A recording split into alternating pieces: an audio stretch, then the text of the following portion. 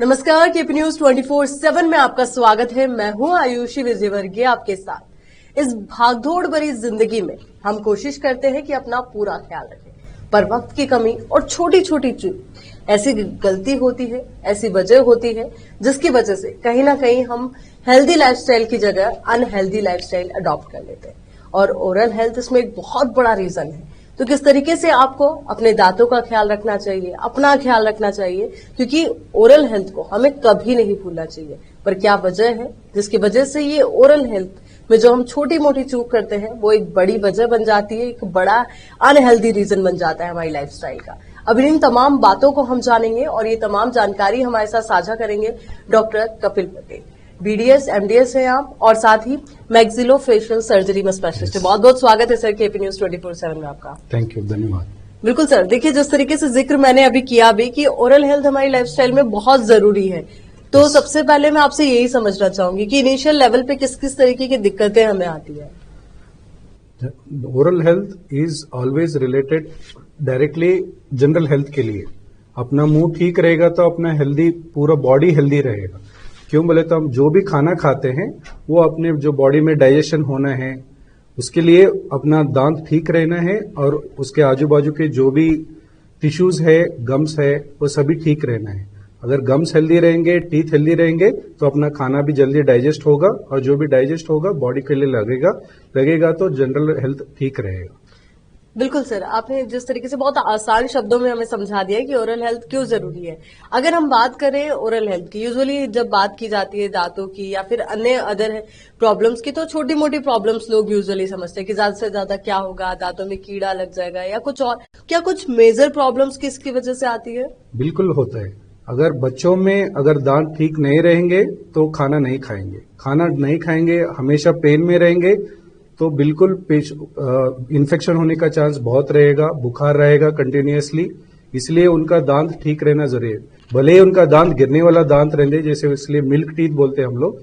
कुछ दांत 7 साल से 13 साल तक गिरते हैं, मगर तब तक वो दांत रहना जरूरी है ताकि आने वाले परमानेंट दांत भी करेक्ट जगह पे आए, ताकि उनको बाद में माल ऑक्लूजन प्रॉब्लम्स नहीं हो। उनका जॉ ग्रोथ भी रिलेटेड है अपने दांत ठीक रहने के पोजीशन में।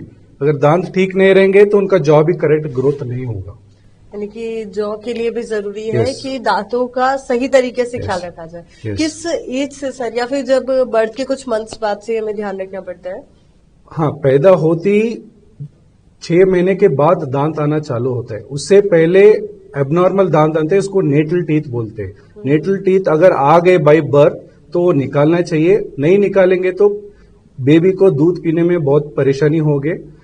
अगर पेन रहेंगे तो बेबी दूध नहीं पिएगा, फिर बाद में रोते रहेगा, बुखार आएगा। ये सब प्रॉब्लम बाय बर्थ से चालू होगा। उसके बाद 6 महीने तक उनके जो भी गम्स रहते हैं उसको मसाज करना है। मसाज करेंगे तो करेक्ट दांत जल्दी करेक्ट टाइम पे आएंगे।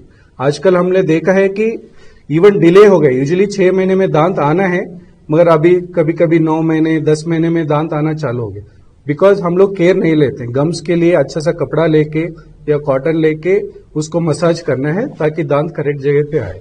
यानी कि छोटी छोटी चीजें जिनका मदर्स को खास तौर पे ख्याल रखना चाहिए। और मदर मिल्क इज बहुत इंपॉर्टेंट है बाहर एक्सटर्नल मिल्क से। मदर मिल्क आप कभी भी कितना भी पिलाइए, उसके वजह से दांत कभी खराब नहीं होंगे। अगर बाहर से दूध जो भी पिलाओगे बॉटल फीडिंग के जैसा, उसके वजह से दांत खराब होंगे। स्पेशली रात में जब भी बच्चा रोता है, हम लोग क्या करते हैं, उनको दूध पिलाएंगे या कुछ खिलाएंगे, फिर वैसे ही सुलाएंगे। वो रात के टाइम में मुंह के अंदर जो भी दूध रहेगा बाहर वाला, उसके वजह से दांत कीड़े लगेंगे। वो 2-2.5 साल से चालू होगा कीड़ लगना, तब खराब होंगे तो ट्रीटमेंट करना भी बहुत मुश्किल होगा जनरली डेंटल क्लिनिक में। फिर उनको हम लोग हॉस्पिटल में एडमिट करके जनरल एनेस्थीसिया में ट्रीटमेंट करते हैं। यानी कि सर अगर बच्चों की हम बात करें, यूजुअली तो बच्चों में प्रॉब्लम समझना ही बहुत मुश्किल हो जाता है, क्योंकि बच्चे अक्सर रोकर ही अपनी बात जाहिर करते हैं। तो डेंटिस्ट की बात सबसे पहले मदर कितने मंथ्स के बाद जा सकती है? 2 इयर्स में आना है। स्पेशली जब सब मिल्क टीथ जब भी इरप्ट होते हैं, स्पेशली हर 2 महीने को एक बार केयर करते रहना है। ओरल कैविटी पेरेंट्स ही चेक करते रहना है। 6 महीने को एक बार डेंटिस्ट को बताना है, तभी एक भी दांत कीड़ नहीं लगेगा। अगर और 2 टाइम बिल्कुल ब्रश करना है। और बच्चों में स्पेशली चॉकलेट और चिप्स बहुत रिड्यूस करके कम करके खाना है, नहीं खाना बोल के नहीं है, मगर कम करके खाना है। स्पेशली स्टिकी फूड, जो भी ब्रेड रहता है, कुरकुरे चिप्स रहते हैं, चॉकलेट्स रहते हैं, ये छोड़ के बच्चों के लिए हेल्दी फ्रूट्स बहुत इंपॉर्टेंट है। एक तो अपना जनरल हेल्थ के लिए भी और स्पेशली दांत के लिए भी। बिल्कुल सर, फ्रूट्स का जिक्र आपने किया, उसी से जुड़ा सवाल मेरा ये भी है कि अपने टीथ को हेल्दी रखने के लिए, अपनी ओरल हेल्थ को बेटर रखने के लिए किस तरीके के फ्रूट्स का सेवन हमें ज्यादा करना चाहिए? कौन कौन से फ्रूट आप सजेस्ट करते हैं? सभी फ्रूट्स खा सकते हैं, ऐसा कुछ नहीं है कि यही फ्रूट खाना है बोल के, बट सिट्रिक फूड थोड़ा सा कम करना है। बहुत ज्यादा बच्चों में सिट्रिक फूड नहीं देना है। जी बिल्कुल। और आपने जिस तरीके से जिक्र भी किया कि बच्चे बहुत ज्यादा चॉकलेट्स खाते हैं, यूजुअली हम उनको मना भी करते हैं, पर कहीं ना कहीं से वो आपको ही पता है कि वो नहीं मानते, खाते। तो ऐसे में किस चीज का हम ध्यान रखें, या फिर गार्गल या फिर कुल्ले करना इसका एक सोल्यूशन हो सकता है? ब्रश करना है, 2 बार हमेशा ब्रश करना है। एक बार उठने के बाद और एक सोने से पहले कंपलसरी ब्रश करके ही सुलाना है। बिल्कुल, यानी कि ये 2 चीजें हैं जिनका ध्यान रखना है, चाहे बच्चे हो चाहे बड़े हो, दोनों को इस चीज का ध्यान रखना है। चलिए, बचपन की बात हमने की, अब थोड़ा सा अगर आगे की और हम देखें तो आजकल यंग एज में भी बहुत सारी प्रॉब्लम्स हो गई। लोगों के जो दांत है वो मसूड़े से उतने ज्यादा टाइटली अब नहीं जुड़े हुए हैं, लोगों के जल्दी एज में दांत झड़ने लगे। उसका क्या पीछे का लॉजिक है सर? अपना हैबिट्स और अपना स्ट्रेस लेवल। स्ट्रेस के वजह से गम्स बहुत सारे वीक होते हैं, और अपने हैबिट के वजह से, जैसे मैंने बताया, ये सभी स्टिकी फूड खाने की वजह से बहुत सारे दांत कीड़ लगते हैं, और जल्दी ट्रीटमेंट नहीं लेने की वजह से भी वो भी दूसरे दांतों में इफेक्ट करता है। जैसे एक दांत खराब हो गया, कीड़ लग गया, तभी का तभी ट्रीटमेंट कराने से वही भी दांत बच जाएगा और आजू बाजू के दांत भी बच जाएंगे। समझो हम लोग डिले किए, क्या होगा, एक ही दांत खराब है या एक दांत निकाल लेंगे तो आजू बाजू के दांत भी खराब होंगे। उसके वजह से मुंह के अंदर क्या है, एक बैड ब्रेथ रहते हैं, जैसे केरीज, एक केरीज से दूसरे दांत में केरीज जाने का चांस बहुत रहता है। यानी कि थोड़ा सा ध्यान हमें रखना होगा, अर्ली स्टेज में ट्रीटमेंट कराना है। बिल्कुल। और सर, अगर हम बात करें सेंसिटिविटी की, तो सेंसिटिविटी की प्रॉब्लम आजकल बहुत ज्यादा है, पर यूजुअली लोग क्या करते हैं, टीवी पे कोई एडवर्टीजमेंट देखा, फेसबुक इंस्टाग्राम पे कोई एड आया, वहां से इंस्पायर होकर कोई भी प्रोडक्ट वो खरीदते हैं, उसका यूज भी करते हैं। हो सकता है उनको इंस्टेंट इफेक्ट भी उसका मिले, पर आप क्या सजेस्ट करेंगे? सेंसिटिविटी क्यों हो रहा है, उसका एक मेन रीजन मालूम करना चाहिए अपन। सिर्फ दांत सेंसिटिव है, उससे अपन कोई भी पेस्ट, जो भी ऐड आएगा वो पेस्ट यूज करेंगे तो कम नहीं होगा। बहुत सारे रीजन से पेशेंट को सेंसिटिविटी होता है। दांत कीड़ लगने से भी पेशेंट को सेंसिटिव होता है, दांत घिसने से भी पेशेंट को सेंसिटिविटी होता है, या कुछ लोग बहुत ज्यादा ब्रश करते हैं, ओवर ब्रशिंग बोलते हैं हम लोग। ब्रश 2 मिनट से ज्यादा ब्रश करना नहीं है। ब्रश बहुत हार्ड ब्रश को लोग यूज करते हैं, वो भी नहीं करना है। सॉफ्ट या ultra soft brush regularly use करना है। हार्ड ब्रश यूज करने से टीथ वियर ऑफ हो जाता है। टीथ वियर ऑफ होने की वजह से सेंसिटिविटी ज्यादा होता है। अगर वियर ऑफ हो गया और अपन सिर्फ डेंटिस्ट के पास गए नहीं, सिर्फ पेस्ट यूज कर रहे हैं, तो उसका परमानेंट सोल्यूशन नहीं मिलेगा, वो सिर्फ टेम्पररी सोल्यूशन ही मिलेगा। अगर टीथ वियर ऑफ हो गए तो उसके लिए ट्रीटमेंट लेना चाहिए डेंटिस्ट के पास जाके।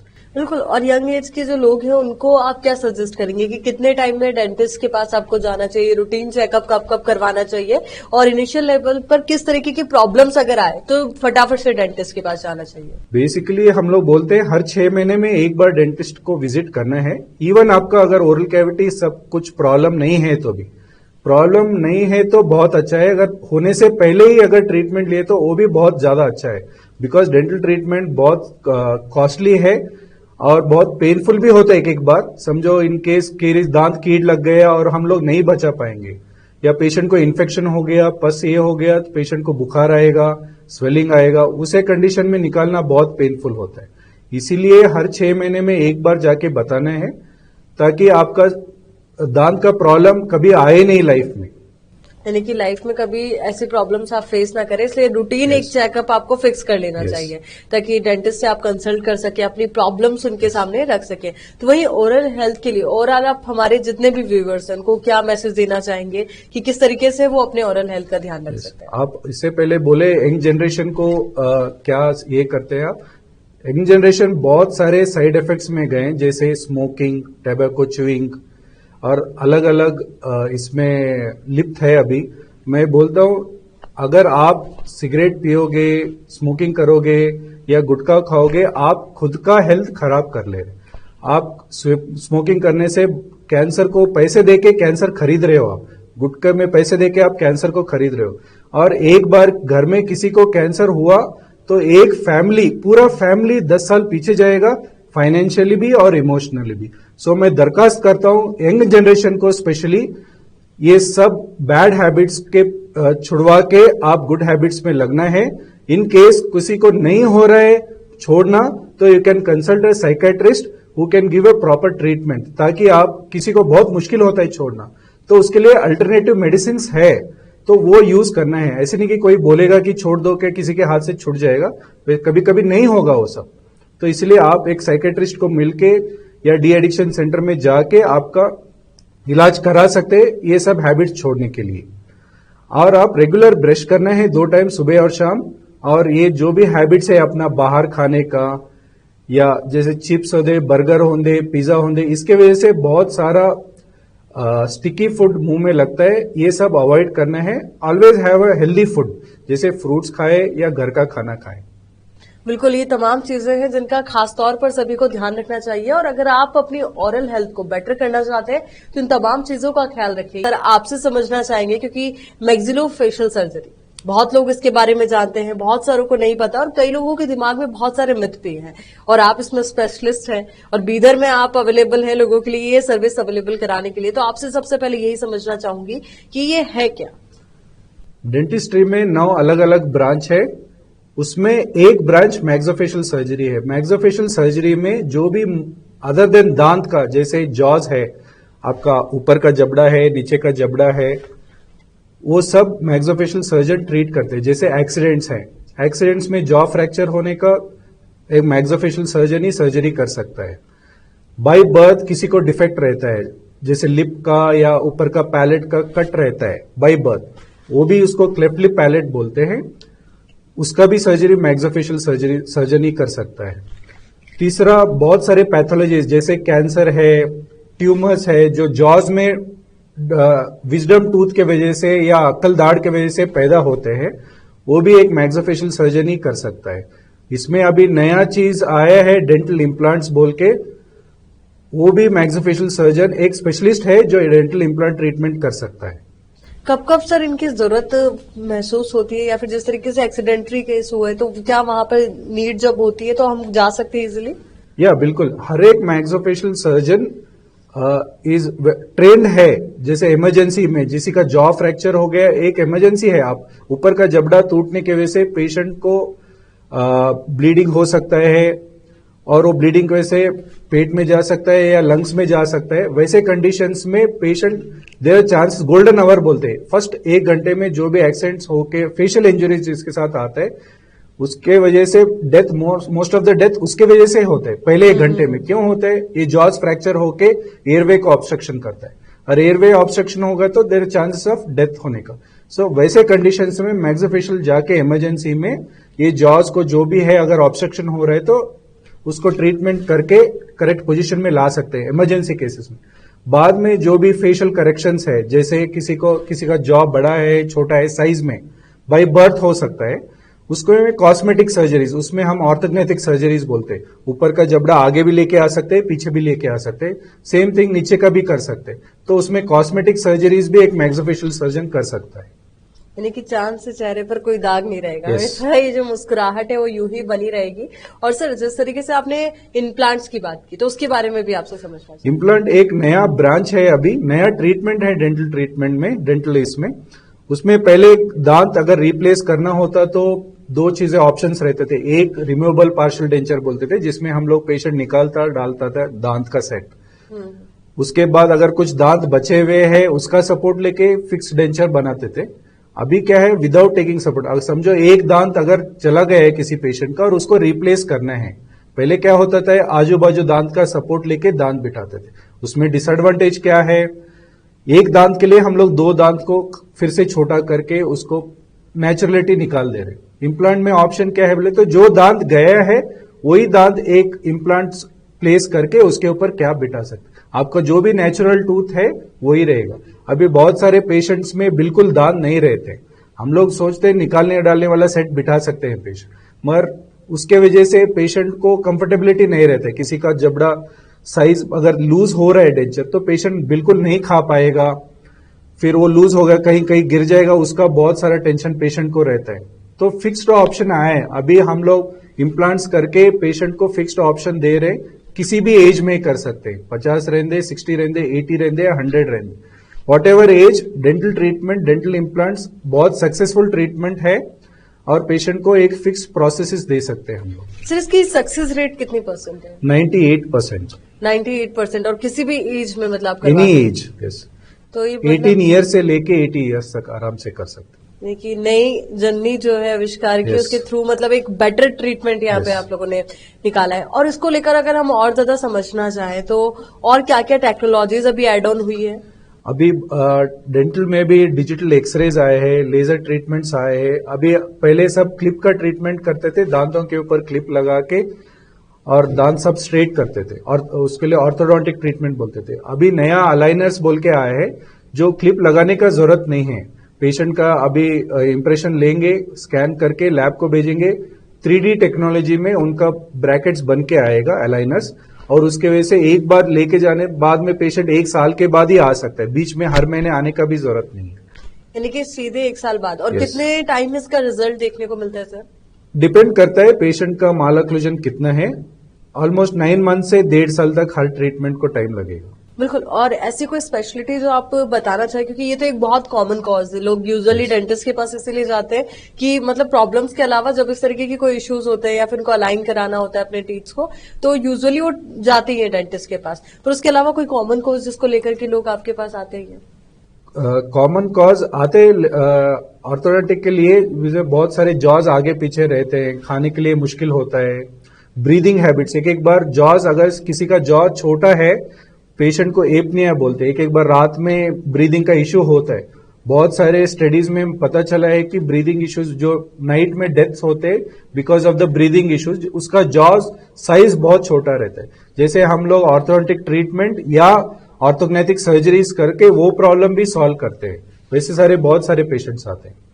बिल्कुल। एक जो पुराने टाइम से एक मत चला आया है कि जैसे दाढ़ में कीड़ा लग जाता है तो उसके बाद उसको निकलवाना ही पड़ेगा, तो इसका कुछ सोल्यूशन होता है या फिर वाकई में इसको निकलवाना ही? नहीं, केरीज दांत कीड़ लगना एक प्रोसेस है शुरू से लेके। अगर अर्ली स्टेज में रेगुलर चेकअप करने से मालूम होगा तो एक नॉर्मल डेंटल फिलिंग से काम चल जाएगा। नहीं थोड़ा डिले हो गया पेशेंट, नहीं कुछ थोड़ा ही ब्लैक हो गए, पेन नहीं है, नहीं आएंगे। जब पेन में आएंगे तब फिर उसको रूट किनल करके फिर कुछ कैपिंग वगैरह करना है। तभी पेशेंट नहीं आएगा वो टाइम में, फिर दांत निकालना ही एक ही सॉल्यूशन रहेगा। दांत निकालने के बाद फिर रिप्लेसमेंट करना बहुत जरूरी होता है। समझो रिप्लेसमेंट नहीं करेंगे तो फिर आजू बाजू के दांत फिर खराब हो। यूजुअली पीपल जो है वो समझते हैं कि जो ये पूरा प्रोसेस है बहुत ज्यादा पेनफुल होता है, आपको क्या लगता है? नहीं, अभी बहुत सारा टेक्नोलॉजी आया है, उसके वजह से पेनलेस डेंटल ट्रीटमेंट बहुत सारा अभी चरण में है। सो लोकल एनेस्थीसिया में करते हैं, पेन फ्री ट्रीटमेंट है। और ऐसी कोई नई टेक्नोलॉजी जिसके थ्रू इस पेन को और ज्यादा कम कर दिया गया? करते हैं हम लोग। बहुत सारे बहुत अनकोऑपरेटिव पेशेंट्स है, जैसे बच्चों में 4 साल 5 साल के बच्चों में डेंटल ट्रीटमेंट करना बहुत मुश्किल है। हम लोग यूजुअली हॉस्पिटल में एडमिट करके जनरल एनेस्थीसिया में करते हैं या सेडेशन में करते हैं। बिल्कुल। ये जो नई टेक्नोलॉजी है उसी पे बेस्ड है या ओल्ड टेक्नोलॉजी? सेडेशन में पेरेंट्स एक्चुअली अलाउ नहीं करते, वो लोग ही रेडी नहीं होते बच्चों को कराने के लिए, बट वो पुराना ही टेक्निक है। मगर आजकल अभी थोड़ा सा लोगों को पता चला है कि इसमें रिस्क ज्यादा नहीं है, इसीलिए करवाने के लिए रेडी हो रहे हैं। सब रेडी भी हो रहे हैं। और anaesthesia is a common thing जो बहुत टाइम से हर ऑपरेशन में यूज की जाती है, तो अगर डेंटल हेल्थ की बात आती है तो वहां पर भी ये बहुत जरूरी हो जाता है, समझना भी हमें जरूरी है। सर रूट कैनाल से रिलेटेड भी लोगों के दिमाग में बहुत सारे मिथ होते हैं, बहुत सारे सवाल होते हैं, तो उसके बारे में आपकी क्या राय है? रूट कैनल, एक दांत को कीड़ लग गया, अगर पेशेंट को पेन है तो रूट कैनल कराना है। रूट कैनल अभी आजकल नया टेक्नोलॉजी ये है कि एक ही दिन में रूट कैनल होता है। पहले 2 बार 3 बार विजिट होता था, अभी नहीं। अभी बहुत सारा नए नए इंस्ट्रूमेंट्स आए और डिजिटल एक्सरेज आए, इसीलिए टाइम कंज्यूमिंग पेशेंट का बहुत कम हो गए और डॉक्टर का भी कम हो गए। तो आधा घंटे में एक रूट कैनल हम लोग सिंगल विजिट में करते हैं आजकल मोस्ट ऑफ द टाइम। हाँ, कहीं इन्फेक्शन है तो 2 विजिट या 3 विजिट लग सकता है, मगर आजकल एक ही विजिट में रूट कैनल हो रहा है। बिल्कुल। एक चीज और बहुत इजीली मैं आपसे समझना चाहूंगी आसान शब्दों में, क्योंकि कई आम लोगों के इस तरीके के सवाल भी होते हैं कि जो डेंटिस्ट्री जो पूरा प्रोसेस है वो कह सकते हैं छोटे ऑपरेशंस पर बेस्ड रहता है या कुछ मेडिकेशंस पर भी? नहीं, डेंटिस्ट्री एक्चुअली मेडिकेशंस में 90% बेस्ड नहीं है। डेंटिस्ट्री एक प्रोसीजर है, डेंटल ट्रीटमेंट एक प्रोसीजर है, उसी से दांत को ट्रीटमेंट करने के बाद ही रिपेयर होगा। मेडिसिन के ऊपर दांत कभी भी रिपेयर नहीं होगा। सो 90% पेशेंट हैज टू अंडरगो एक ट्रीटमेंट के प्रोसीजर में जाना है। 10% सिर्फ पेन या इन्फेक्शन कम करने के लिए मेडिसिन देते, मगर मेडिकेशन ट्रीटमेंट पार्ट नहीं है डेंटिस्ट्री का। बिल्कुल। और यूजुअली सर लोग ये समझते हैं कि मीठा खाओगे तो दांत खराब हो जाएंगे। इसको बात को आप कितने हद तक सही समझते हैं? होता है बिल्कुल, बिकॉज मीठा खाने से अपने मुंह के अंदर बहुत सारे बैक्टीरियाज है ऑलरेडी, उनको एक फूड मिलता है डायरेक्टली, जैसे ग्लूकोज। मीठा खाने से ग्लूकोज डायरेक्ट मिलता है बैक्टीरियाज को। सो बैक्टीरियाज क्या करते हैं, खाने के बाद, ग्लूकोज खाने के बाद एक्सक्रीशन करते हैं इन फेयर ऑफ एसिड रिलीज करते। वो एसिड दांतों के ऊपर जाके इनेमल को डिकम्पोज करके फिर वो डिकम्पोज पार्ट ही केरीज हम बोलते हैं। और कैल्शियम का कितना रोल रहता है? कैल्शियम दांत में इनिशियल स्टेजेस में बहुत बड़ा रोल है। जब भी दांत, जैसे बाय बर्थ से लेके जब भी दांत रेडी होता है टिल 13-14 ईयर्स तक कैल्शियम बहुत ज्यादा जरूरी है दांत के लिए भी और उसका सराउंडिंग स्ट्रक्चर जो भी हड्डी है उसके लिए। बिल्कुल, यानी कि लोगों को समझना पड़ेगा कि कैल्शियम बहुत जरूरी है और इनिशियल स्टेज पे तो और भी ज्यादा जरूरी है, ताकि वो कैल्शियम के जो रिच फूड्स है वो ज्यादा सेवन करें उनका। और सर आपसे ये भी मैं समझना चाहूंगी, लोगों के दिमाग में और भी बहुत सारे मिथ रहते हैं, जस्ट लाइक कि अगर कोई प्रेग्नेंट लेडी है तो वो उस दौरान अपने डेंटिस्ट्री जो ऑपरेशन है वो उसके लिए जा सकती है, नहीं जा सकती है, उसको लेकर आपका क्या? बिल्कुल जा सकते हैं, बिकॉज डेंटल ट्रीटमेंट भी किसी को पेन हो रहा है वो एक इमरजेंसी है, स्पेशली इन प्रेगनेंसी में। बिकॉज हम लोग बहुत सारा पेन किलर्स नहीं दे सकते पेशेंट को, प्रेग्नेंट पेशेंट को। सो इसके लिए डेंटल ट्रीटमेंट बहुत जरूरी है और डेंटल ट्रीटमेंट करने से कोई भी रिस्क नहीं है प्रेग्नेंट लेडीज में। हाँ, उनका जो भी ब्लड इन्वेस्टिगेशन करवाने के बाद ही और गायनेकोलॉजिस्ट से कंसेंट लेने के बाद ही करते हैं, मगर ऐसा कोई रूल नहीं है कि ट्रीटमेंट कराना ही नहीं है बोल, बिकॉज डेंटल भी एक बार इमरजेंसी हो सकता है, इसीलिए डेंटल ट्रीटमेंट प्रेगनेंसी में कर सकते हैं विथ ऑल कंसेंट्स। बिल्कुल, यानी कि लोगों के दिमाग में जितने भी मिथ हैं उनको सबसे पहले एक बार डॉक्टर से कंसल्ट करना चाहिए, अपने डेंटिस्ट से कंसल्ट करना चाहिए। और आई थिंक कि एक ओरल हेल्थ के लिए इनकी जो मुस्कुराहट है वो यूं ही मुस्कुराते हम ऐसे रहे, खूबसूरत मुस्कुराहट के तौर पर उसे देखें, तो उसके लिए डेंटिस्ट जो है वो क्या राय अपने सभी दर्शकों को देते हैं? बिल्कुल, अपन हंसने से ही अपना जिंदगी अच्छा रहता है।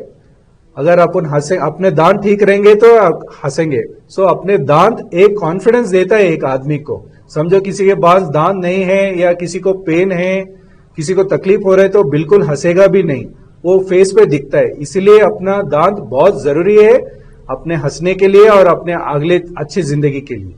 बिल्कुल कपिल जी, बहुत बहुत शुक्रिया आपका हमारे साथ जुड़ने के लिए, तमाम जानकारी हमारे दर्शकों तक पहुंचाने के लिए। तो दोस्तों, जिस तरीके से आपने देखा कि कपिल जी ने कितने आसान शब्दों में पूरा जो ओरल हेल्थ है उस सिस्टम को समझाया, साथ ही जो फेशियल सर्जरी की जब हम बात करते हैं कि ये वाकई में कॉस्मेटिक लेवल पर ही जरूरत होती है या फिर कोई एक्सीडेंटल केस हो तो वहां पर भी इसकी जरूरत महसूस होती है, तो ऐसे में आप सीधे अपने डेंटिस्ट से कंसल्ट कर सकते हैं, सर से कंसल्ट कर सकते हैं और उनसे अपने जो तमाम मिथ्स है वो आप शेयर भी कर सकते हैं, क्योंकि ये समझना बहुत जरूरी है वर्तमान समय में कि जहां पर हम इस दौर में जी रहे हैं, जहां पर नॉलेज तो है ही, साथ ही बहुत सारी भ्रांतियां भी मन में है, बहुत सारे मिथ भी है। तो ऐसे में जरूरी है कि आप जो भी नॉलेज ले रहे हैं अलग अलग सोशल मीडिया प्लेटफॉर्म से, उन पर विश्वास भले ही आप कीजिए, पर जब तक आप अपने डेंटिस्ट से कंसल्ट नहीं कर लेते, अपने डॉक्टर से कंसल्ट नहीं कर लेते, तब तक उन पर पूरी तरीके से विश्वास मत कीजिए। और जितना भी ज्ञान आपको सोशल मीडिया या फिर इंटरनेट पर मिल रहा है उस पर आप भले ही विश्वास कर सकते हैं 50% केसेस में, पर 100% केसेस में तो डॉक्टर्स भी इसको नहीं सही मानते हैं। बिल्कुल नहीं। अभी जैसे अलाइनर्स बोले, बहुत सारे गूगल पे एड्स आते हैं कि घर में आके स्कैन करके आपको ट्रीटमेंट करेंगे, बिल्कुल भी नहीं कर पाएंगे। आपको डेंटिस्ट के पास जाना ही है, बिकॉज एक स्कैनर से सिर्फ पूरा ट्रीटमेंट नहीं होता है। वो सॉफ्टवेयर भी एक ऑर्थोडोंटिस्ट स्पेशलिस्ट ही बैठ के ट्रीटमेंट प्लान डिसाइड करना है। कोई एक सॉफ्टवेयर इंजीनियर कोई डेंटल ट्रीटमेंट नहीं कर सकता है। हाँ, सॉफ्टवेयर ट्रीटमेंट एक अभी स्कैनर बना सकता है या सॉफ्टवेयर बना सकता है, मगर डेंटल ट्रीटमेंट प्लान नहीं बना सकता। इसलिए एक ऑर्थोडोंटिस्ट ही जरूरी है एक कैसे अलाइनर्स के लिए। तो आप बिल्कुल भी विश्वास नहीं करना है। हाँ, आप नया नया कुछ सीख सकते हैं गूगल से या व्हाट्सएप से या इंस्टाग्राम से, मगर डेंटल ट्रीटमेंट नहीं कर सकते। आपका कोई भी भरोसे वाला कोई भी डेंटिस्ट है उसके पास जाइए और इसके बारे में पूछिए, वो आपको करेक्ट सलाह देगा और करेक्ट ट्रीटमेंट प्लान बताएगा और वो ट्रीटमेंट प्लान के साथ करेक्ट ट्रीटमेंट भी देगा। बिल्कुल कपिल जी, एक बार फिर से आपका बहुत बहुत शुक्रिया। और बिल्कुल अब आपको भी ये समझना होगा कि घर पर बैठे खुद को ही डॉक्टर नहीं बनना है। इंटरनेट पर जो ज्ञान आपको मिल रहा है भले ही वो सही हो सकता है, पर 100% करेक्ट हो ये जरूरी नहीं। इसलिए कोशिश कीजिए कि अपने नजदीकी डेंटिस्ट के पास आप जाइए, और हो सके तो कपिल जी से भी आप कंसल्ट कर सकते हैं, उन तक भी अपने सवाल पहुंचा सकते हैं, और अपने जितने भी मिथ्स है उनको आप क्लियर कीजिए, और अपना और अपनों का ख्याल रखिए, क्योंकि अब वक्त हो चुका है आपसे अलविदा कहने का। हमें दीजिए इजाजत, नमस्कार।